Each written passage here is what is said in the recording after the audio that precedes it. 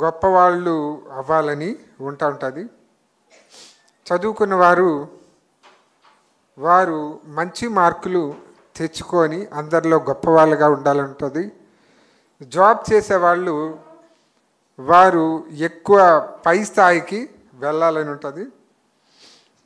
మరి అదే రీతిగా ఆట పోటీల్లో పాలు పంపులు పొందేవారు అందరికీ కూడా అన్నిటికంటే ఫస్ట్ రావాలని ఉంటుంది.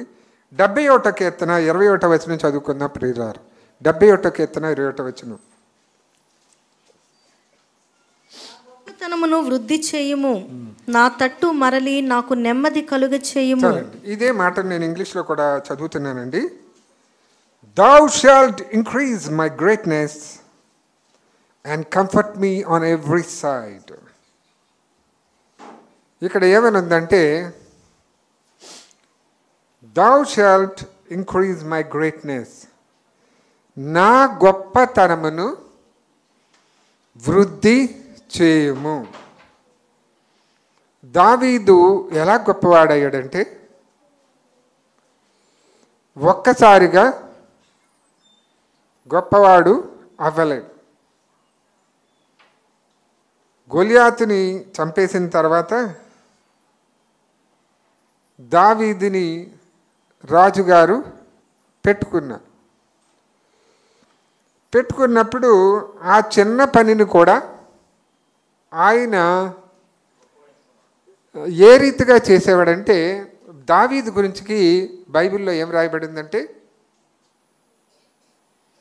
తనకి అప్పగింపబడిన పనిని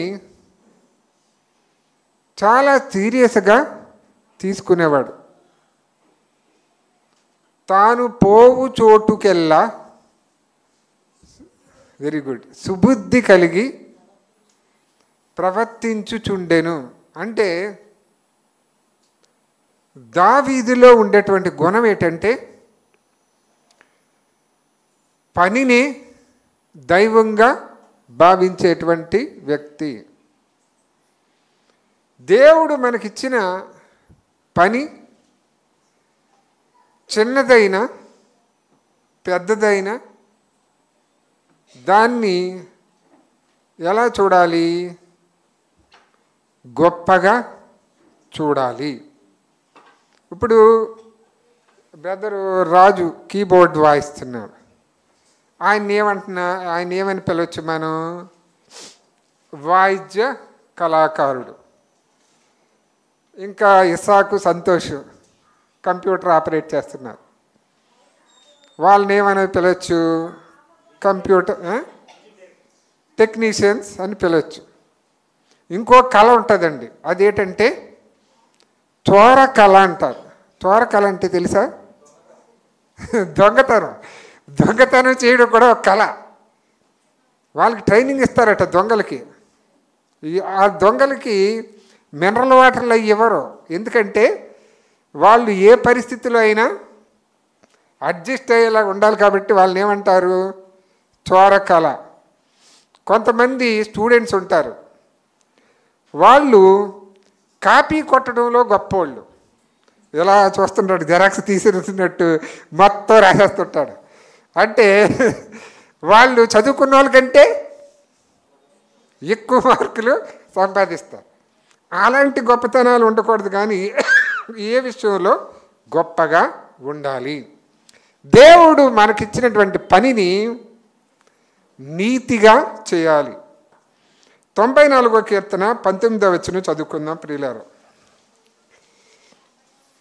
94. అంతరంగమందు విచారములు హెచ్చగా నీ గొప్ప ఆదరణ నా ప్రాణమునకు నెమ్మది కలుగ చేయుచున్నది. చాలండి. మనం ఏమనుకుంటామంటే, విచారాన్ని నేను ఎవడు కలుగు చేయమన్నాడు, మళ్ళా ఆ తర్వాత ఆదరణ ఇవ్వడం ఏంటి? నేను సెల్ ఫోన్లో ఒక ఇంటర్వ్యూ చూశాను. అది ఏంటంటే, ఆర్జీవి గారు ఒక మాట చెప్తా ఉంటారు. ఏమనంటే, కర్మ సిద్ధాంతం చాలా తప్పు. కర్మ సిద్ధాంతం అంటే ఏంటంటే, పోయిన జన్మలో చేసిన తప్పులకి ఈ జన్మలో శిక్షించడం ఎంత తప్పండి? ఒకసారి ఇంకు బాటిల్ పడేసాడు అనుకోండి, 10 ఏళ్ళ తర్వాత లాగి గోప మీద కొడితే అది ఎంత తప్పు, కర్మ సిద్ధాంతం చాలా తప్పు అని అంటాడు. ఇక్కడ ఏమని ఉంటుందంటే, నా అంతరంగమందు విచారములు హెచ్చగా. దేవుడు తోడుగా ఉంటే విచారాలు ఎందుకు వస్తున్నాయి? విచారం ఇచ్చి తోడుగా ఉండాలా? అందుకని ఆయన ఒక మాట అంటూ ఉంటాడు, ఏమనంటే, గాఢాంధకారపు ఏ అపాయమునకు నేను భయపడను. లోయ వరకు నేను ఎందుకు తీసుకొని వెళ్ళాలి, అక్కడ మళ్ళా తోడుగా ఉండడం ఏంటి అని అనిపిస్తుంటుంది. దీనికి ముందైన రాజు ఒక్కసారిగా రాజు అయ్యాడు, కానీ దేవుడు దావీదును ఒక్కసారిగా రాజు అవ్వలేదు. ఆయన పరీక్షించుకుంటూ చివరికి ఏ స్థానంలో నిలబెట్టాడు? రాజు స్థానంలో నిలబెట్టాడు. దావీదుకి ఎప్పుడు కష్టాలే. ఒకసారి ఏమైందంటే, ఈ దావీదును తన జనులు ఎక్కడికో వెళ్తే అమాలేకీయులు వచ్చి మొత్తం భార్యల్ని పిల్లల్ని అందరినీ పట్టుకుపోతారు. దావీదుతో ఉన్న జనులందరూ రివర్స్ అయిపోతారు. దావీదును కూడా చంపేద్దాం అనుకున్నారు. మరి అలాంటి టైంలో ఆయన ఎవరి మీద ఆధారపడ్డాడు?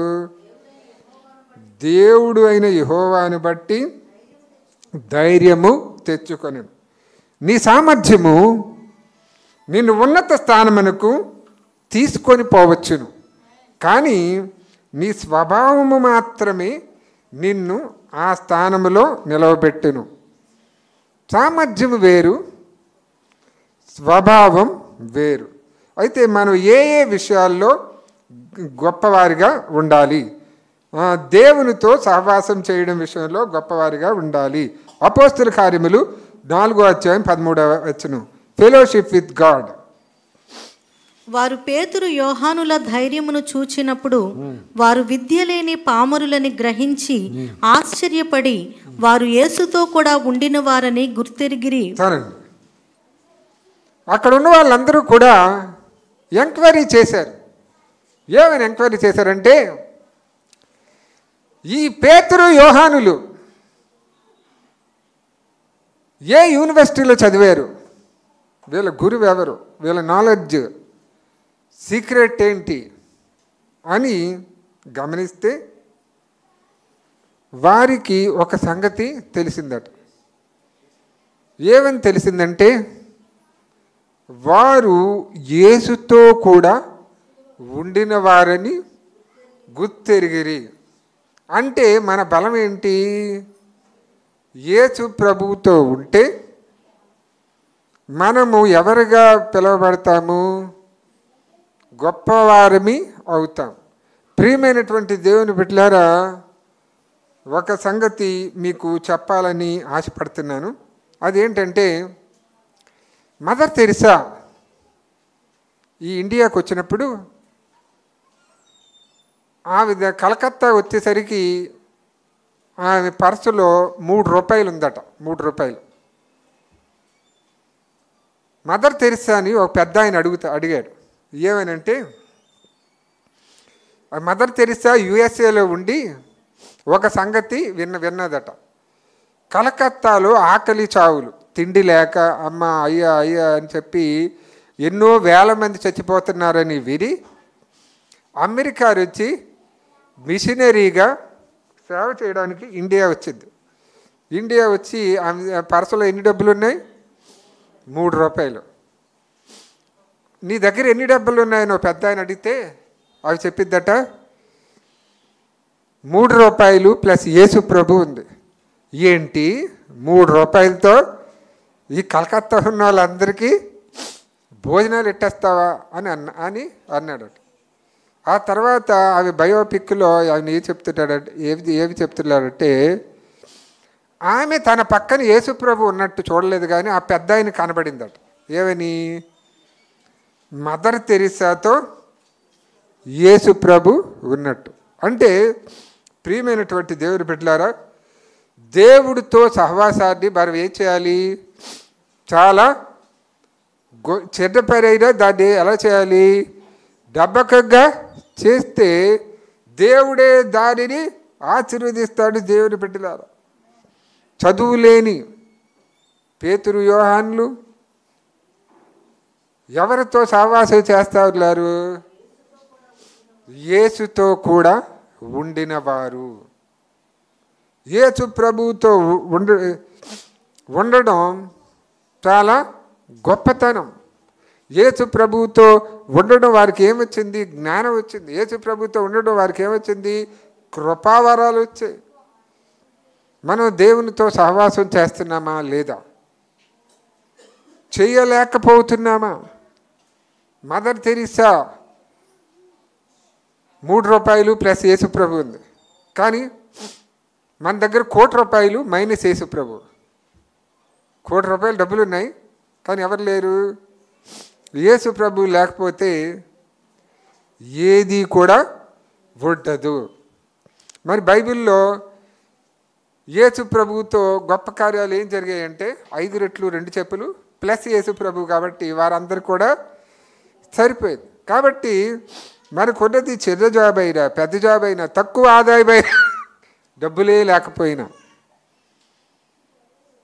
జీరో పక్కన ఎన్ని జీరోలున్నా వాల్యూ ఉండదు. అదే జీరో పక్కన అంకె ఉంటే ఆ అంకెకి ఏముంటుందండి? వాల్యూ ఉంటుంది. అదే రీతిగా మన పక్కన యేసు ప్రభు ఉంటే మనకి ఏముంటుంది? వాల్యూ ఉంటుంది. కాబట్టి దేవుణ్ణి కలిగిన మనము ఎవరిమంటే గొప్పవారిమి, ప్రియమైనటువంటి దేవుని బిడ్డలారా. మరి యేసుతో కూడా ఉంటున్నాము. మనం ఎక్కడికైనా వెళ్తున్నప్పుడు ప్రభా నాతో రా అని పిలుస్తున్నామా? ఏమండి, టచ్ అయిపోయినాక దేవుడు అంటాడు, నా కుమారుడా నేను నీ ఇంటికి వస్తాను అంటాడు. మనం ఏం చెప్తామంటే, ప్రభా నెక్స్ట్ వీక్ వస్తాను, అప్పుడు వరకు ఇక్కడ ఉండు, మళ్ళీ నా పనులు నాకు ఉంటాయి, నా డ్యూటీలు నాకు ఉంటాయి, నా వెనకాతలు వచ్చేస్తుంటా వీటి, నా ఫ్రీడము నాకు ఉండకూడదా? ఫ్రీ బర్డ్ అంటారు. ఫ్రీ బర్డ్ అంటే స్వేచ్ఛా జీవి అనమాట. అలాగ మనం ఎలా ఉంటామంటే ఫ్రీ బిలీవర్. అంటే ఫ్రీ బిలీవర్ అంటే ఏమని చెప్పచ్చు అంటే, వస్తే వస్తాం లేకపోతే రాం, పాడితే పాడతాం లేకపోతే పాడం, మనకు నచ్చినప్పుడు వస్తాం నచ్చినప్పుడు రాం, టైం ముందైనా వస్తాం అయిపోయినప్పుడైనా వస్తాం అని అనుకుంటే కరెక్ట్ కాదు. ఒకసారి ఏమైందంటే, దానియేలు అనే వ్యక్తి ఉన్నాడు. ఆ దానియేలు మీద శత్రువులు కూడా ఏమని సర్టిఫికేట్ ఇస్తున్నారంటే, తన మీద ఏ లోపము లేనివాడు అన్నారు. రాజుగారికి దగ్గరికి సందడిగా వచ్చి వాళ్ళు ఏమని చెప్పారంటే, అయ్యా రాజుగారు, నువ్వు దేవుడు లాంటి వాడివి, కొన్ని దినాల వరకు ఏ మనుషుడు నిన్ను తప్పించి ఎవరిని పూజ చేయకూడదు అన్న రూల్ ఇవ్వు, నీ రాజులకి నీకు వెరైటీగా ఉండాలి అని అన్నారు. అంటే దానియేలు గారి కోసం ఇది చేస్తున్నాడని రాజుగారికి నిజంగా తెలియదు. ఆ శాసనం చేయించాడు. చేయించినప్పుడు యాక్చువల్గా దానియేలు ఏం చేయాలి? ఇప్పుడు ఎవరు ప్రార్థన చేయకూడదు, మీరు చర్చికి వస్తే జైల్లో పెట్టేస్తాం అన్నారు అనుకోండి, ఎవరిని వస్తారా? బాగానే ఉంటేనే చాలామంది మిస్ అయిపోతాం. కానీ దానియేలు ఏం చేశాడంటే, యెరూషలేము తట్టు కిటికీలు తెరిచి ఉండగా దేవుణ్ణి స్తుతిస్తూ ఉన్నాడు. రాజుగారు వాళ్ళు చేయించిన శాసనమే దీనికోసం, దానియేలు పట్టుకోవడానికి. దానియేలు ఎలా చేస్తున్నాడని చెప్పాడు. చెప్తే దానియేలుని విడిపించడానికి అతను పొద్దుపోయే వరకు ప్రయత్నం చేస్తూ ఉన్నాడట. అందరూ కూడా గోలగోల పెట్టి, నువ్వు ఇలాంటి శాసనాలు మార్చేస్తే నువ్వు పారసీకుల చక్రవర్తి లిస్టులోకి రావు, అది ఇది అని గోల పెడితే దానియేలుని తీసుకొచ్చి సింహాల బోన్లో వేశారు. ముందు రాజుగారు ఒక సంగతి చెప్తారు. దానియేలు గ్రంథము 6వ అధ్యాయం 16వ వచనం వేసిన తర్వాత అనుకుంటాను, చూడండి. దానియేలు గ్రంథం. అంతటా రాజు ఆజ్ఞయ్యగా బంట్రౌతులు దానియేలును పట్టుకుని పోయి సింహముల గుహలో పడద్రోసిరి. పడద్రోయగా రాజు, నీవు అనుదినము తప్పక సేవించుచున్న నీ దేవుడే నిన్ను రక్షించునని దానియేలుతో చెప్పెను. చాలండి. నీవు అనుదినము తప్పగా సేవించుచున్నది దేవుడే నిన్ను రక్షించునని దానియేలుతో చెప్పెను. దానియేలు ఎక్కడికి వెళ్ళిపోయాడు? సింహాల బోర్లోకి వెళ్ళిపోయాడు. మనుషులైతే మనుషులు కూడా అర్థమవుదు మాట్లాడినా. అలాంటి మనుషులు సమాజంలో మనం ఉన్నాం. అలాంటి సింహాలతో మాట్లాడడానికి అవ్వద్దా? అవ్వదు. కానీ ఆ రోజు రాత్రి అంతా కూడా సింహాలని తలగడ కింద చేసుకొని పడుకున్నాడు. పడుకున్న భయం అయితే వేసి ఉండొచ్చు, వేయలేదని చెప్పట్లేదు. అయితే ఏమైందంటే తెల్లవారుజామునే అడుగుతాడు. ఏమనంటే,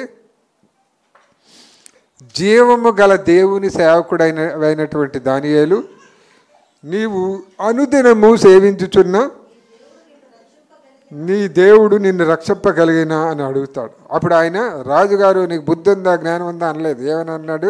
రాజు చిరంజీవి అగునుగాక,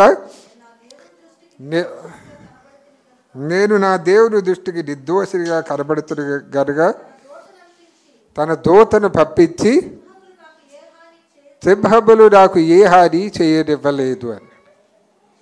అప్పుడు దానియేలును బయటకు రప్పిస్తాడు. రప్పించిన తర్వాత ఈ రాజుగారు ఏం చేస్తారంటే, దానియేలు గారి మీద కేసు పెట్టిన పురుషులను మాత్రమే కాకుండా ఫ్యామిలీతో సహా సింహాల బోర్లోకి పంపించి, ఆయన ఎంత కోపం మీద ఉన్నాడో పంపించేస్తే సింహాలు అనుకున్నాయి, దేవుడు మాట వింటే బఫే మీల్స్ లాగా ఉంది ఇది అని చెప్పేసి అవి హ్యాపీగా వాళ్ళందరినీ చంపేసి తినేసారు.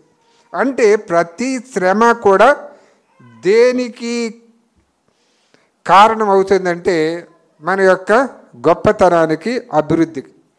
గొల్యాతు సవాలు దేనికి కారణము? గొల్యాతు ఛాలెంజ్ దేనికి కారణమైంది? దావీదు గొప్పోడని తెలియడానికి. అలాగే నిన్ను నిందించేవాళ్ళు, అవమానించేవాళ్ళు, నువ్వెంత నేనెంత అనేవాళ్ళు ఉండాలి. అనేవాళ్ళు ఉన్నప్పుడు మనసు బాధపడతారు. అన్నీ చేయించుకొని నీ వల్ల నాకు ఏ ఉపయోగం లేదు అన్నారు అనుకో, నువ్వు ఏంటి పెట్టావు నాకు పప్పు అంటారు. వాళ్ళు చూస్తే బాధపడక సంతోషం వస్తుందా? సంతోషం అయితే రాదు. కానీ మనం ఎవరిని బట్టి ధైర్యం చెందాలి? దేవుడిని బట్టి ధైర్యం చెందాలి. దేవుని బిడ్డలారు. దానియేలు హెచ్చించాడు, అభివృద్ధి పరిచాడు. ఇంకో పాయింట్ మీకు చెప్పాలి. అదేంటంటే ప్రతి శ్రమ కూడా ఆశీర్వాదానికి కారణము. ఇంకోసారి బాబులోని రాజు నెబుకద్నెజరు ఏం చేశాడంటే ఒక పెద్ద బొమ్మని చేస్తాడు. బొమ్మని చేసి అందరూ కూడా బొమ్మకు బొక్కండి అంటారు. కానీ ముగ్గురు వ్యక్తులు బొక్కరు. వాళ్ళు ఎవరు? శద్రకు, మేషకు, అబేద్నెగో. వాళ్ళని పిలిచి ఏమని అంటాడంటే, ఇంకోసారి నా మ్యూజిక్లు వాయిస్తాం, వీరు బొమ్మకు బొక్కండి అంటే వాళ్ళు ఏమని చెప్పారో తెలుసా? మేము సేవించుచున్న దేవుడు ఈ మండుచున్న అగ్నిగుండంలో నుండి మమ్మల్ని రక్షించుటకు సమర్థుడు. ఒకవేళ ఆ మమ్మల్ని రక్షింపకపోయినా ఈ బొమ్మకు బొక్క అన్నారు. అప్పుడు రాజుగారు ఏం చేశారంటే ఆ వేడిని 7 అంతలు పెంచారట. అప్పుడు ఏమవుతుందంటే ఆ ముగ్గురిని తాళ్ళ చేత కట్టేసి విసిరేస్తారు. విసిరేసిన మనుషులే కాలి చనిపోతారు. రాజుగారు అడుగుతారు, మీరు ఎంతమందిని విసిరేశారంటే ముగ్గురిని అంటారు. కానీ రాజుగారికి ఎంతమంది కనబడతారు? 4. 4వ వాని ముఖం ఎలా ఉందట? దేవతల రూపాన్ని పోలి ఉందట. కాబట్టి ఈ ముగ్గురిని గణపరచడానికే దేవుడు ఇలాంటి శాస్త్రాలు చేయించాడు దేవుని బిడ్డల. రెండవది, ఏ విషయంలో గొప్పవారిగా ఉంటారు? ఒబీడియన్స్, విధేయత. ప్రకటన గ్రంథం 1వ అధ్యాయం 3వ వచనం. ప్రకటన గ్రంథం 1వ అధ్యాయం 3వ వచనం. సమయము సమీపించినది గనుక ఈ ప్రవచన వాక్యములు చదువువాడును వాటిని విని ఇందులో వ్రాయబడిన సంగతులను గైకొనువారును ధన్యులు. సమయము సమీపించినది. ఏం సమయం సమీపించింది? యేసు ప్రభు రెండవ రాకడ సమీపించింది. మనం ఏమంటామంటే రెండవ రాకడ వచ్చేస్తుందని మా చిన్నప్పటి నుంచి చెప్తా ఉంటారు. కానీ ఇప్పటికీ అదే రాలేదు. నాకు కూడా పిల్లలు పుట్టేశారు, వాళ్ళు పెద్దవాళ్ళు అయిపోయారు, ఇంకా రెండవ రాకడ రాలేదు. వస్తారు అనేవాడు ఇంకా రాలేదు ఏంటని మనం ఏం చేస్తూ ఉంటాము, నిర్లక్ష్యంగా ఉంటాం. ప్రియమైనటువంటి దేవుని బిడ్డలారా, సమయము సమీపించినది. ట్రైన్ అనౌన్స్మెంట్ ఇచ్చాడు అనుకోండి, అప్పుడు మనం గబగబా లగేజ్ పట్టుకొని ప్లాట్ఫారం మీద రెడీగా ఉండాలి. అప్పుడు భోజనం చేయడానికో కాఫీ తాగడానికో వెళ్ళాం మనం, ఎందుకంటే రైలు వస్తుంది, రైలు ఎక్కాలి అది మన యొక్క నిర్ణయం. కాబట్టి ప్రియమైనటువంటి దేవుని బిడ్డలారా, సమయము సమీపించినది. ఈ గ్రంథములో వ్రాయబడిన సంగతులు చదువువాడును వాటిని విని గైకొనువాడును ధన్యులు. అపవాది ఏం చెప్పుద్ది, వింటే విన్నావు కానీ అతను మర్చిపో ఆ వాక్యం. అవే పైన నువ్వు లోకంలో బతుకుతున్నావు, సమాజంలో ఉన్నావు. ఈ వాక్యాలన్నీ గుర్తుపెట్టుకుంటే మనం బతకలేవు చెప్తూ.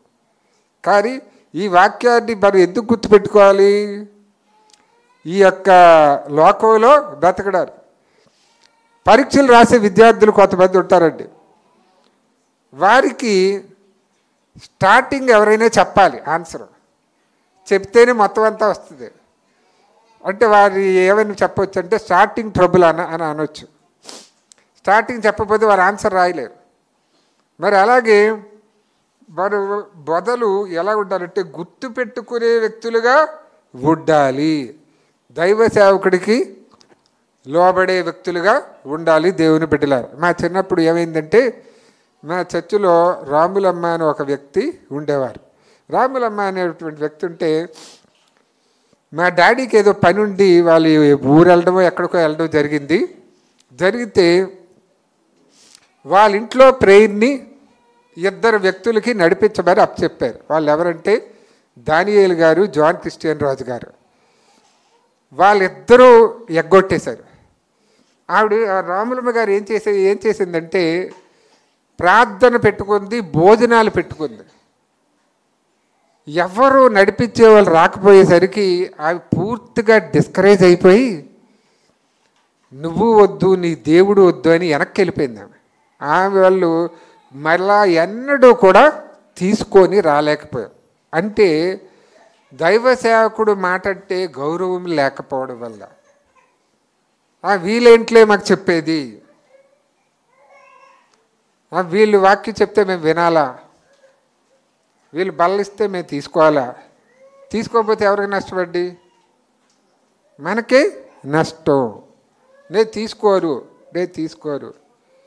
నేను పాస్టర్ గారి ఫ్యామిలీ కంటే పరిశుద్ధురాలని. నేను లేటుగా వస్తాను, 11:30కి వస్తాను, అయిపోయే టైంకి వస్తారు. నన్ను అడిగేది ఎవరు?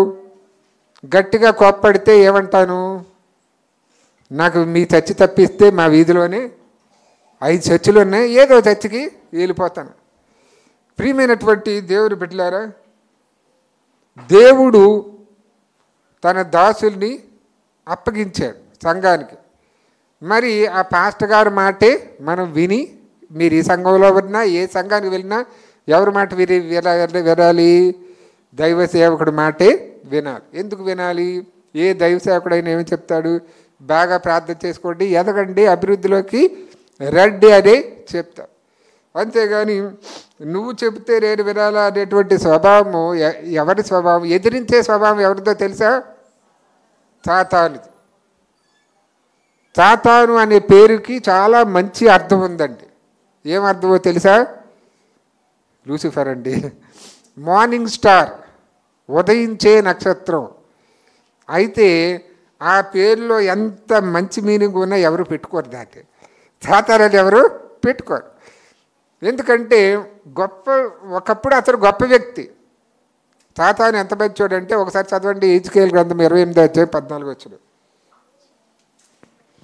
అభిషేకము నొందిన కెరూబువై ఒక ఆశ్రయముగా నీవుంటివి, అందుకే నేను నిన్ను నియమించి తిని.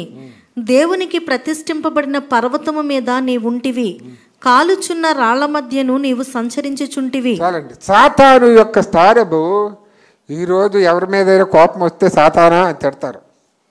కానీ పడిపోకముందు అతని సారు ఎలాంటిస్తారు? దేవదూతల కంటే కూడా, అద్దరి దేవదూతల కంటే కూడా దేవుడికి సమీపముగా ఉన్నాడు. అభిషేకింపబడిన కెరూబు అయి నీవు ఉంటివి, కాలుచున్న రాళ్ల మధ్యలో నీవు చచ్చరిచ్చు చుట్టివి. మనం భక్తిలోకి వచ్చిన తర్వాత ప్రారంభం చాలా బాగుంటుందండి. నీటి బాప్తిసం పొందినప్పుడు చర్చికి ముందు వచ్చేస్తాం. ఏ ప్రార్థన అయినా పాలు పప్పులు పొందుతాం. కాలం గడిచే కొద్దీ ఏమొస్తుందంటే వేడి చల్లారిపోద్ది. ఎలాంటి ఫీలింగ్స్ వస్తాయంటే, ఎవరో రావట్లేదు కదా, నేను మాత్రం ఎందుకు రావాలి, కాబట్టి శుక్రవారం ప్రార్థనకు రాము, ఇళ్లల్లో ప్రార్థనలు పెట్టుకోము, దేనికి కూడా పాలు పప్పులు పొందం. ఎప్పుడో వస్తే కేవలము ప్రేక్షకులుగా ఉండడానికే వస్తాం. దేనిలోనూ పాలు పప్పులు పొందడానికి ఇష్టపడం. మనం ప్రేక్షకులుగా ఉంటే వాళ్ళకి దీవెన రాదు. దేవుడట, ఇందాక యెషయాలో కూడా ఉంది, ఏమనంటే ఆయన ప్రతి వ్యక్తి దగ్గరికి రెండోసారి ఏం పట్టుకొని రాబోతున్నాడో తెలుసా? జీతం పట్టుకొని రాబోతున్నాడు. ఇదే మాట ప్రకటన గ్రంథం చివరి అధ్యాయం చివరిలో కూడా ఉంటుంది. ఏమనంటే, అన్యాయము చేయవాడు ఇకను అన్యాయస్తుడుగానే ఉండనివ్వు. రెఫరెన్స్ చెప్పి చదవండి. 22వ అధ్యాయం ప్రకటన గ్రంథం 11వ వచనం. అన్యాయము చేయవాడు ఇంకను అన్యాయమే చేయనిమ్ము, అపవిత్రుడైన వాడు ఇంకను అపవిత్రుడుగానే ఉండనిమ్ము, నీతిమంతుడు ఇంకను నీతిమంతుడుగానే ఉండనిమ్ము, పరిశుద్ధుడు ఇంకను పరిశుద్ధుడుగానే ఉండనిమ్ము. ఇదిగో త్వరగా వచ్చుచున్నాను, వాని క్రియ చొప్పున ప్రతి వానికిచ్చుటకు నేను సిద్ధపరిచిన జీతము నా యొద్ద ఉన్నది. అన్యాయము చేయవాడిని ఇంకను అన్యాయస్తుడిగానే ఉండనిమ్ము. దేవుడే పర్మిషన్ ఇచ్చాడు. ఏ పర్మిషన్ ఇచ్చాడు? అన్యాయస్తుడిగానే ఉండనిమ్ము. పాస్టర్ గారి మీద తిరగబాటు చేసేవాడిని ఇంకా ఎక్కువ తిరగబాటు చేయనిమ్ము. కానీ ఆయన ఈ ఒకటి పట్టుకొని వస్తున్నాడు. ఏం పట్టుకొని వస్తున్నాడు? వానికి ఇవ్వడానికి జీతం పట్టుకొని వస్తున్నాడు. అది మనం మర్చిపోకూడదు. ఏం మర్చిపోకూడదు? నీకు ఇవ్వడానికి జీతం పట్టుకొని వస్తున్నాడు. ఫస్ట్ వీక్ ఉద్యోగస్తులకు ఏమొస్తుంది? శాలరీ వస్తుంది. శాలరీ వచ్చినప్పుడు నెలంతా పడిన కష్టాలు, టెన్షన్ అంతా పడిపోయి కవర్ చూడగానే అకౌంట్లో డబ్బులు కాగానే అబ్బా కొత్త బట్టలు కొనుక్కోవాలి, సాబాలు కొనుక్కోవాలి, అవి తెచ్చుకోవాలి ఉంటుంది. మరి మంచి జీతం తెచ్చుకోవాలి దేవుడి దగ్గర. ఏ జీతం తెచ్చుకోకూడదు? ఆయన యొక్క ఆగ్రహము తెచ్చుకోకూడదు. వారు ఏమంటావంటే ఆ రోజు, ప్రభువా నువ్వు ప్రతిదీ అడుగుతావని మాకు తెలీదు, నువ్వేదో మర్చిపోయి చూసి చూడనట్టు ఉంటావు అనుకుంటావు, మరీ ప్రతిదీ అడుగుతావా, మా పాస్టర్ గారు అడగలేదు నువ్వు అడుగుతావా అంటావా? ఆయన ఒప్పుకోడు. ఆ దినాన్ని ఎలా ఉంటుందంటే గ్రంథాలు విప్పబడుతూ ఉంటాయి. సురేష్ కుమార్ బుక్ తీస్తాడు ఆయన. ఈ బుక్కులో ఈవేళ ఎక్కడున్నారు, చర్చికి ఎలా వచ్చాడు, ఏం వాక్యం చెప్పాడు, సాయంకాలం ఎక్కడికి వెళ్ళాడు, సోమవారం ఏం చేశాడు, ఈ రికార్డ్ అంతా ఉంటుంది. మరి ఈ రికార్డ్ అంతా ప్రతి వ్యక్తికి ఉంటుంది. కాబట్టి మనం నోటి నుంచి వచ్చే ప్రతి మాట జాగ్రత్తగా మాట్లాడాలి.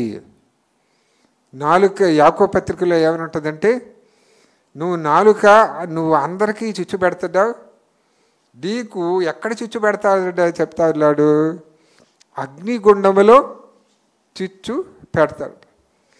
నాలుకంట అంతా మాట్లాడేసి లోపలికి వెళ్ళిపోద్ది. కానీ ఎవరు చెప్పులు దెబ్బలు తింటారు? మాడు పగులుద్దట. నాన్నగారు అది మలయాళంలో ఏదో చెప్తూ ఉండేవారు, నాకు గుర్తు రావట్లేదు. ఏమండి, ఏదో మలయాళంలో చెప్పేవాడు. అంతా మాట్లాడి చెట్టపోద్ది, మాడట దెబ్బలు తింటారు. కాబట్టి మాట్లాడే ప్రతి మాట కూడా జాగ్రత్తగా ఉండాలి. ఒక వ్యక్తి అడిగాడట, కొత్తగా ఒక ఊరు వచ్చి, ఈ ఊరు మంచిదేనా అన్నా. అప్పుడు ఆ పెద్ద ఆయన చెప్పాడట, నీ నోరు మంచిదైతే ఈ ఊరు మంచిది.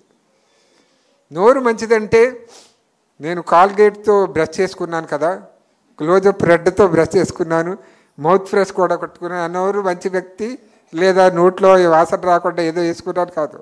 కానీ నోటితో ఎలాంటి మాటలు మాట్లాడాలి? ఏమండి? ఆశీర్వాదం వచ్చే మాటలు మాట్లాడాలి. మాటలతో మర్డర్ చేసేవాళ్ళు ఉన్నారు. వాళ్ళు కత్తి గట్టక్కర్లేదు, దేంతో చంపేస్తారు? మాటలతో పొడి చేస్తారు. బైబిల్లో ఒక మాట ఉందండి, మృదువైన మాట క్రోధమును చల్లార్చురు. కాబట్టి మరి ఎలాంటి మాటలు మాట్లాడాలో మనం తెలుసుకోవాలి. ప్రియమైనటువంటి దేవుని బిడ్డలారా, లోబడే వారికి ఆయన బహుమానం ఇస్తాడు. మనం అందరం కూడా ఎందుకు భక్తి చేస్తున్నాం, ఎందుకు చర్చకు వచ్చామంటే దేవుడి దగ్గర గొప్పవారిగా కనబడాలి, దేవుడి దగ్గర దీవెనలు పొందాలి, ఈ లోకంలో మంచిగా బ్రతకాలి, మంచి పేరు తెచ్చుకోవాలి. క్రైస్తవులంటే ఇలాంటి వాళ్ళు అని ఉండాలి.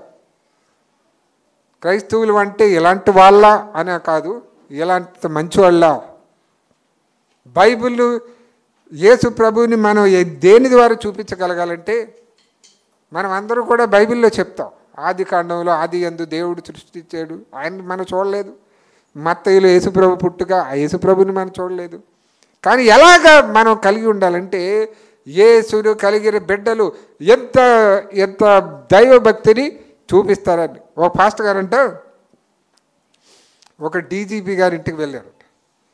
వెళ్తే ఆ డీజీపీ గారితో ఉన్న అసిస్టెంట్స్ కూడా, పోలీసులు కూడా క్రైస్తవులని తెలుసుకున్నాం. పాస్టర్ గారు అడిగారట, డీజీపీ గారు మీకు ఏమైనా వాక్యం చెప్పారా, మీరు ఎలా మారారు అని అడిగారట. అప్పుడు వాళ్ళు ఏం చెప్పారంటే, అయ్యా డీజీపీ గారు మాతో మాట్లాడడానికే ఖాళీ ఉండదు, మేము ఎలా మారేమంటే అమ్మగారు చూపించే ప్రేమను బట్టే మారేమని. ప్రియమైనటువంటి దేవుని బిడ్డలారా, దేవుని ప్రేమ గురించి మనం చదువుతాం, కానీ ఆ ప్రేమను మనం పంచం. ఆ ప్రేమ మనలో ఉండదు. డబ్బులు మనలో ఉంటాయి, బంగారం మనలో ఉంటుంది, కానీ క్రీస్తు ప్రేమతో అది నింపబడ్డావా? ఏమిటి, చర్చికి వస్తావండి, చర్చికి వచ్చిన తర్వాత భర్త ఏదో అడుగుతాడు, భోజనం పెట్ట ఆకలి అవుతుందంటే నువ్వు పూర్తిగా గసిరేసి బూతులు తిట్టావనుకో, ఆయన ఏమంటాడు, నువ్వు చర్చికి వెళ్ళి ఏటి లాభం, నువ్వు ప్రార్థన చేసి ఏటి లాభం అన్నమాట ఖచ్చితంగా వస్తుంది. ఏమండి, అవిశ్వాసి అయిన భర్తను విశ్వాసి అయిన భార్య దేన్ని బట్టి రక్షించుకున్నాను అని ఉందో తెలుసా? తన యొక్క ప్రవర్తన బట్టి రక్షించుకొనును. కాబట్టి క్రీస్తు ప్రేమను మనకు చూపించే వ్యక్తులుగా ఉండాలి దేవుని బిడ్డలారు. అపోస్తుల కార్యములు 8:30-31 వరకు.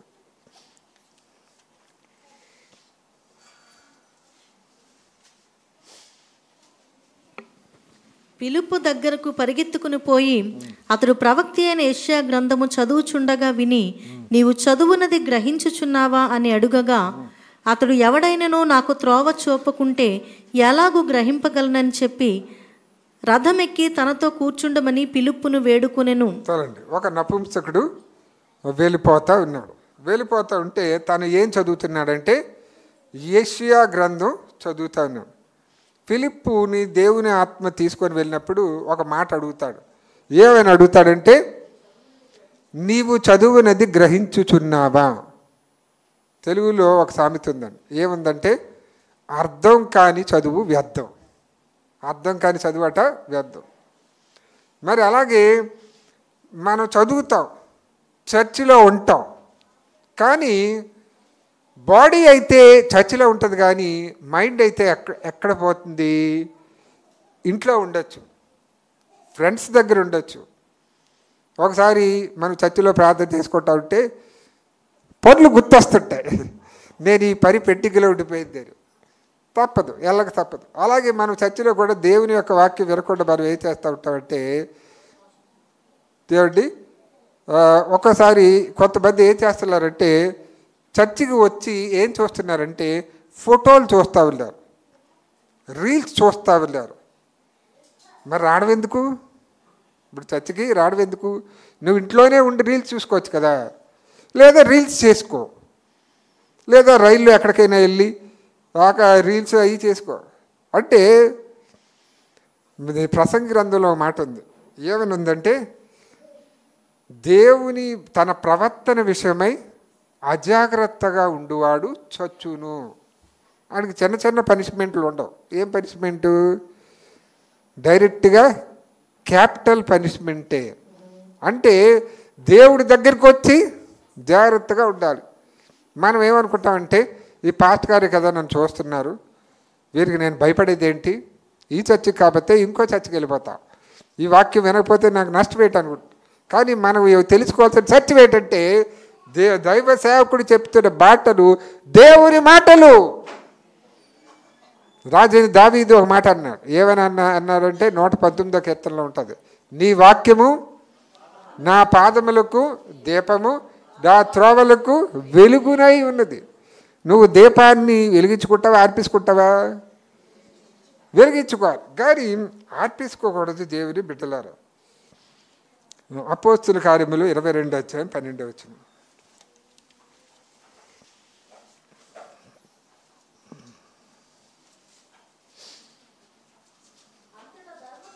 చొప్పున భక్తిపరుడును. 22:12 అపోస్తుల కార్యములు 22:12 అంటే ఇది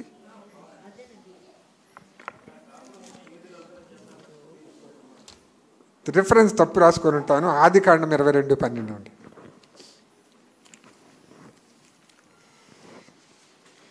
అప్పుడు ఆయన, ఆ చిన్నవాని మీద చెయ్యి వేయకుము, అతని నేమియో చేయకుము, నీకు ఒక్కడయ్యున్న నీ కుమారుని నాకియ్య వెనుతీయలేదు గనుక నీవు దేవునికి భయపడు వాడవని ఇందువలన నాకు కనబడుచున్నదనెను. చాలండి. అబ్రహాం గురించి బైబిల్లో ఏం రాయబడిందంటే అబ్రహాము దేవుని యొక్క స్నేహితుడు. ఇవ్వగా కొడుకునిచ్చి ఏమని చెప్పాడు?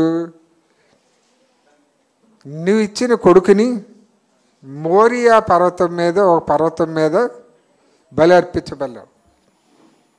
ఈ మాట చెప్పినప్పుడు అబ్రహాము తన భార్యతో డిస్కస్ చేయలేదు, తన పని వాళ్ళతో డిస్కస్ చేయలేదు.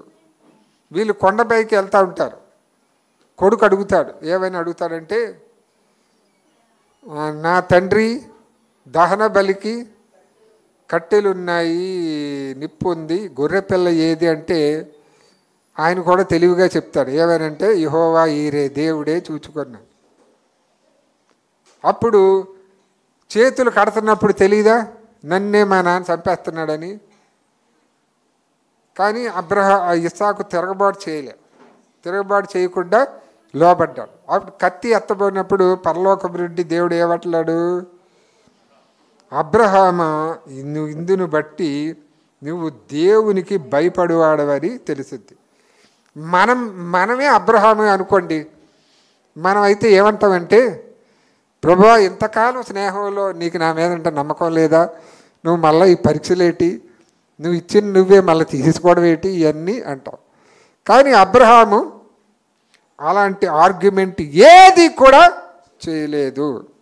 అబ్రహాము ఏ విషయంలో గొప్పవాడిగా పిలువబడుతున్నాడంటే, రోమిలు రాసిన పత్రికలో ఉంటుంది, నిరీక్షణకు ఆధారము లేనప్పుడు అతడు నిరీక్షణ కలిగి నమ్మెను. దేవుడు అబ్రహాముకు ఏమని వాగ్దానం చేశాడంటే, ఒక అడుగు భూమిని ఇవ్వలేదు, ఒక బిడ్డను ఇవ్వకుండా ఏమని వాగ్దానం చేశాడు? ఏమని వాగ్దానం చేశాడంటే, నీకు నీ సంతానానికి ఈ యొక్క భూమి స్వాధీనం అవుతుందంటే ఆ దేవుని మాటను నమ్మాడు. కాబట్టి అబ్రహాము గొప్పవాడుగా పిలువబడుతున్నాడు. ఇంకా దేవుడు అబ్రహాముని పిలుచుకున్నప్పుడు ఎక్కడికి వెళ్ళాలో ఏంటో చెప్పలే. దేవుడు మనల్ని పిలిచి పలా చోట పబ్బార్లాడు అనుకో, మనం ఏమడుగుతాం? ఏ ఊరు వెళ్ళాలి, ఎన్ని గంటల ప్రయాణం, ఇవన్నీ అడుగుతాం. కానీ అలాంటివేవి అడగలేదు. కాబట్టి అబ్రహాముని ఎవరిగా పిలువబడుతున్నాడు? విశ్వాసులకు తండ్రిగా పిలువబడుతున్నాడు. దేవుడు ఎవరి దేవుడిగా పిలువబడడానికి ఇష్టపడుతున్నాడు? దేవుడు అబ్రహాము, ఇస్సాకు, యాకోబుల దేవుడిగా పిలువబడడానికి ఇష్టపడుతున్నాడు. ఎందుకు ఇష్టపడుతున్నాడంటే వాళ్ళు అలాంటి జీవితం జీవించారు కాబట్టి. మరి దేవుడు సురేష్ దేవుడిగా, దేవుడు రాజ్కుమార్ దేవుడిగా, దేవుడు సంజయ్ దేవుడిగా కూడా పిలువబడేలాగా మేము ఎలా జీవించాలి? అలా జీవిస్తే దేవుడు మా దేవుడిని అనిపించుకోవడానికి సిగ్గుపడ్డాం. కానీ మేము అలాంటి ప్రవర్తన కానీ మాలో లేదనుకోండి, దేవుడు ఏమనుకుంటాడంటే మా దేవుడుగా పిలువబడ్డానికి ఆయన సిగ్గుపడతాడు దేవుని బిడ్డలు. మూడవది సర్వీస్. 2వ రాజుల గ్రంథము 3వ అధ్యాయం 11వ వచనం.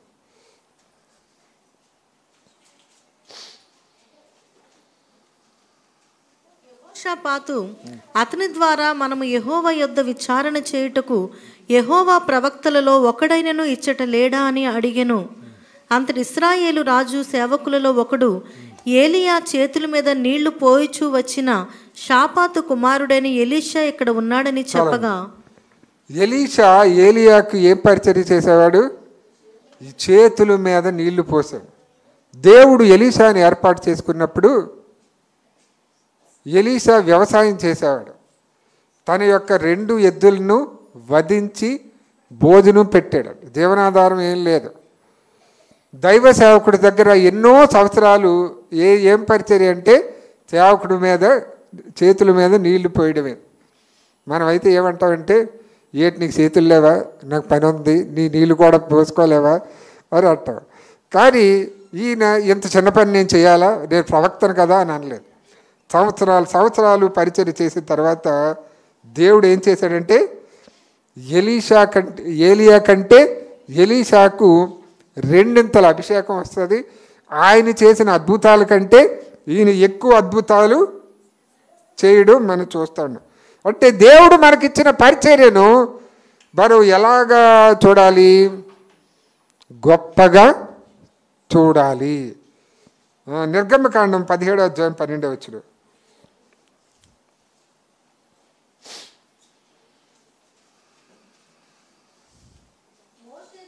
బరువెక్కగా వారు ఒక రాయి తీసుకుని వచ్చి అతడు దాని మీద కూర్చుండుటకై దాని వేసిరి.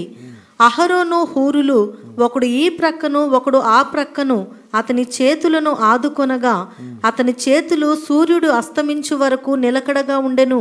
చాలండి. మోషే కొండ మీదకి వెళ్ళి చేతులు ఎత్తితే ఇశ్రాయేలు గెలుస్తున్నారు.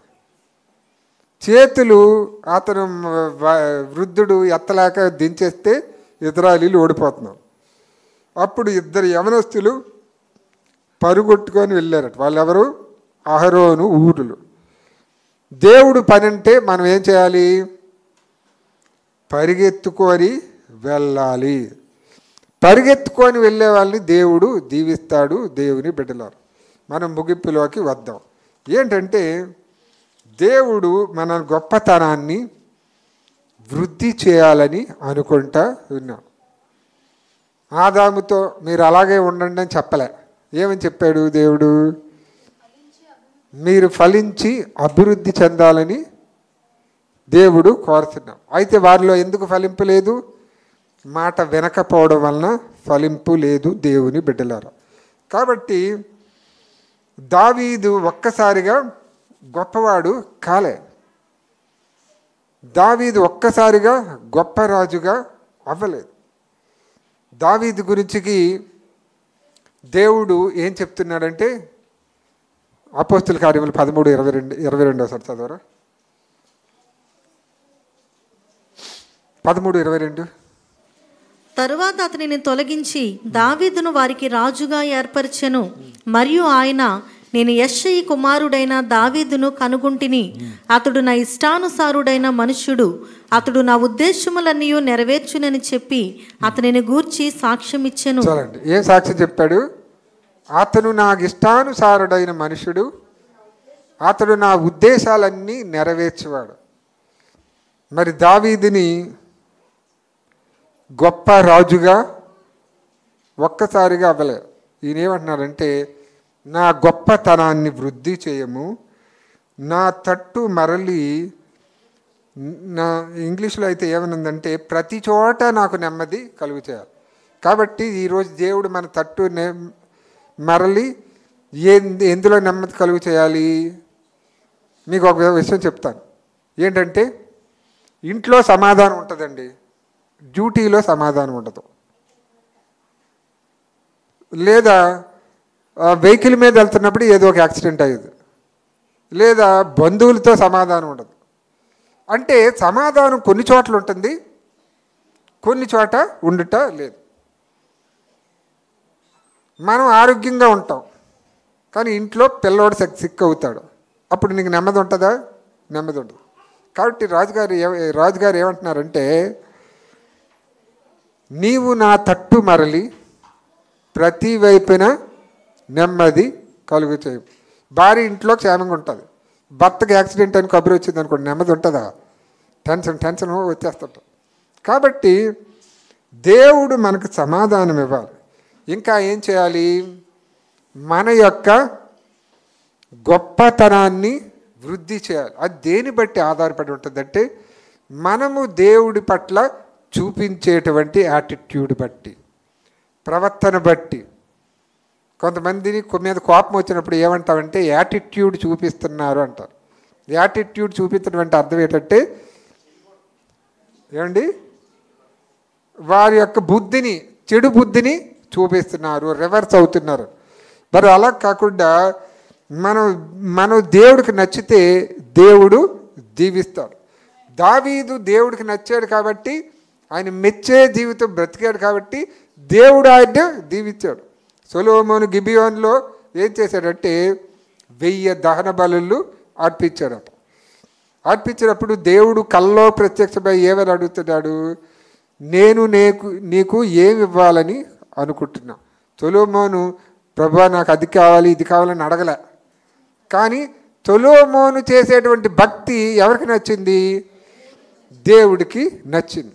ప్రియమైనటువంటి దేవుని బిడ్డలారా, మనం భక్తి చేస్తున్నాం, కానీ అందరూ చర్చికి వస్తున్నాం, కానీ దేవుడికి మనం చూసినప్పుడు ఏమి రావాలి? ప్రేమ రావాలి, కనికరం రావాలి. ఈ ఆదివారంతో వీళ్ళ స్టోరీ మార్చేద్దాం అనుకుంటే ఒక్క మాటలో ఆయన ఏదైనా చేయగలడు, మన స్థితిగతులు మార్చగలడు. సొలొమోన్ని ఎంతగా దీవిస్తా ఉన్నాడంటే దేవుడు, సొలొమోను ఏమడుగుతున్నాడంటే, నేను బాలుడను, నాకు ఈ జనాన్ని పరిపాలించడానికి జ్ఞానం సరిపోదు, జ్ఞానాన్ని ఇవ్వమంటాడు. అప్పుడు ఎంత జ్ఞానం ఇస్తాడంటే, సొలొమోను జ్ఞానాన్ని వినడానికి, జ్ఞానవాక్కులు వినడానికి అన్ని దేశాల నుంచి రాజులు రాణులు వస్తారట. ఒకసారి ఒక సంగతి జరిగింది. ఏమనంటే, శాబా దేశపు రాణి కొన్ని ఒరిజినల్ చెట్లని, కొన్ని ఆర్టిఫిషియల్ చెట్లని పట్టుకొని వస్తుందట. రాజా, ఇందులో కృత్రిమమైన చెట్లేటి, ఆర్టిఫిషియల్ చెట్లేటి అని అడుగుతారు. అడిగితే ఆయన ఏం చెప్తాడంటే, ఒక 9ని తీసుకురమ్మంటాడు. 9 ఒరిజినల్ చెట్ల మీద కూడా వాళ్తుంది, ఇది నిజమైన చెట్లు అంటాం. కాబట్టి మనం ఎలా ఉండాలి? నిజమైన దేవుని బిడ్డలుగా ఉండాలి. యోహాను సువార్త 15:1 చదువుకొని మనం ముగించుకుందాం ప్రియులారా.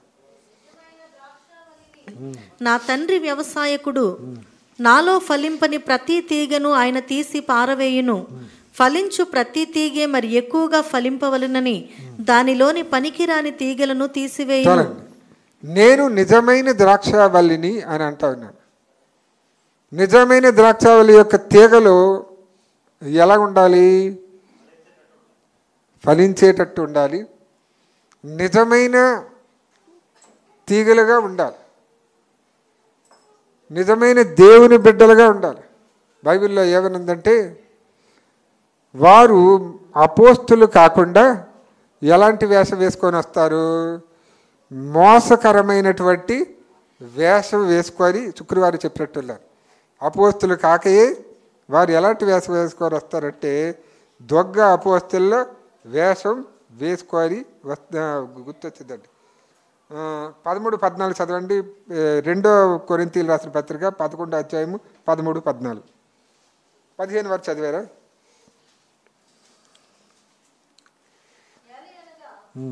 అట్టి వారు క్రీస్తు యొక్క అపోస్తులుల వేషము ధరించుకుని వారై ఉండి దొంగ అపోస్తులను మోసగాండ్రగు పనివారునై ఉన్నారు. ఇది ఆశ్చర్యము కాదు, సాతాను తానే వెలుగుదూత వేషము ధరించుకొనుచున్నాడు గనుక వాని పరిచారకులను నీతి పరిచారకుల వేషము ధరించుకొనుట గొప్ప సంగతి కాదు. వారి క్రియల చొప్పున వారికి అంతము కలుగును. చాలండి. సాతాను ఎవరి వేషం ధరించుకొనుచున్నాడు? దొంగ అపోస్తుల వేషము. ఇంకా సాతాను వెలుగుదూత వేషము వేసుకొని వస్తున్నాడు. మరి అలాంటి వేషధారణ వేసుకుంటే ఏటట? వారి క్రియల చెప్పున వారికి అంతము కలుగును. రోజులు దగ్గర పడ్డ వాళ్ళు ఏం చేస్తూ ఉంటారు? తిరుగుబాటు చేస్తారు. రోజులు దగ్గర పడ్డవారు దేవునికి లోబడరు. కాబట్టి దేవుని బిడ్డలారా, మనం గొప్పవారిగా ఉండాలి. గజ దొంగ అంటారు, అంటే వాడు దొంగతనం చేయడంలో గొప్పవాడు. అలా ఉండకూడదు. మనం ఎలా ఉండాలి? మంచి విషయంలో గొప్ప వ్యక్తిగా ఉండాలి. దేవుణ్ణి ప్రేమించే విషయంలో గొప్ప వ్యక్తిగా ఉండాలి. గొప్ప ప్రార్థనా పరుడుగా ఉండాలి. గొప్ప ప్రార్థనా పరురాలుగా ఉండాలి. గొప్ప నీతిమంతుడిగా ఉండాలి. గొప్ప నీతిపరురాలుగా ఉండాలి. కానీ ఎలా ఉండకూడదు? వీళ్ళండి కంత్రి వాళ్ళండి అనిపించేటట్టుగా ఉండకూడదు. అమ్మో వీళ్ళ నోట్లో నోరు పెట్టాము అయిపోయినట్టారండి, అమ్మో వీళ్ళు మామూలు చర్చికి వెళ్తారు కానీ బాగా అడ్డించరండి బాబు, వీళ్ళకి ఎవరితోనూ సమాధానం లేదు. ప్రియమైనటువంటి దేవుని బిడ్డలారా, దేవుడి దయ ఎంత ఇంపార్టెంటో మనుషుల దయ కూడా అంతే ఇంపార్టెంట్. బైబిల్లో యేసు ప్రభు గురించి ఏం చెప్పబడిందంటే ప్రతిదీ చదివించరు కానీ ఆయన దేని విషయంలో వర్ధిల్లేడు? మనుషుల దయందు. ఎవరి దయ నాకు అక్కర్లేదు, నేను దేవుడిని కదా అనుకోలే. యేసు ప్రభువు కూడా అలా వర్ధిల్లాడు. సమూయేలు కూడా మనుషుల దయందు దేవుని దయందు వర్ధిల్లాడు. వీళ్ళు నాకు అవసరం బాగుంటాను, వీళ్ళు నాకు అవసరం లేదు అనేది కాదు. దావీదుని చిన్నతనం నుంచి పరీక్షించుకుంటూ ఒక పొజిషన్కి తీసుకొచ్చాడు. అలాగే దేవుడు కూడా నేను పరీక్షిస్తుంటాడు. మనము ఏం కాకుండా చచ్చిమానేస్తాం, ఏం కాకుండా బల్ల తీసుకోం. ఏమంటే నేను ఒక నడిచే బైబిల్ని నువ్వు ఇస్తే నేను తీసుకోవడం ఏంటట? Walking Bible. నాకు తెలియని సంగతులు లేవు, నువ్వు చెప్తే నేను వెంటవేటి, నువ్వు ఇస్తే నేను తీసుకోవడం ఏంటి? నాకు సపరేట్గా దేవుడితో కనెక్షను. నేను రెండో రాకడ వచ్చినప్పుడు మా ఇంటి దగ్గర నుంచే వెళ్ళిపోతాను. ఇలాంటివన్నీ కూడా అపవాది కబుర్లు. ఇవన్నీ కూడా మోసపోతావు. ప్రియమైనటువంటి దేవుని బిడ్డలారా, మోసపోకుడి, దేవుడు వెక్కిరింపబడ్డు. నిన్ను మోసం చేసేవాళ్ళు ఉంటారు, నిన్ను చచ్చికి రానియకుండా చేసేవాళ్ళు ఉంటారు. దేవుని పనిలో పాలు పంపులు పొందొద్దని చెప్పేవాళ్ళు సాతాను సంబంధులు. వారి క్రియలు చెప్పిన వారికి అంతం కలుగుతుంది. దేవుని బిడ్డలారా, నీ జీవితంలో నువ్వు గొప్పవాడిగా ఉండాలి, నువ్వు అభివృద్ధి చెందాలి, నువ్వు ఆశీర్వదింపబడాలి, దీవింపబడాలి, రెండవ రాకడలో ఎత్తబడాలి. ఒకవేళ బైబిల్ ఇంకా రాయబడితే ఆ పేజీల్లో నీ పేరు ఉండాలి, కానీ నీ పేరు గతించిపోయే పేరుగా ఉండడానికి వీలు లేదు. కానీ ఎలాంటి పేరుగా ఉండాలంటే గుర్తుండిపోయే పేరుగా ఉండాలి, జ్ఞాపకం ఉంచుకునే పేరుగా ఉండాలి, నీ గురించి ఇతరులు చెప్పుకునే పేరుగా ఉండాలి. దేవుడి కొద్ది మాటలను ఆశీర్వదించును గాక.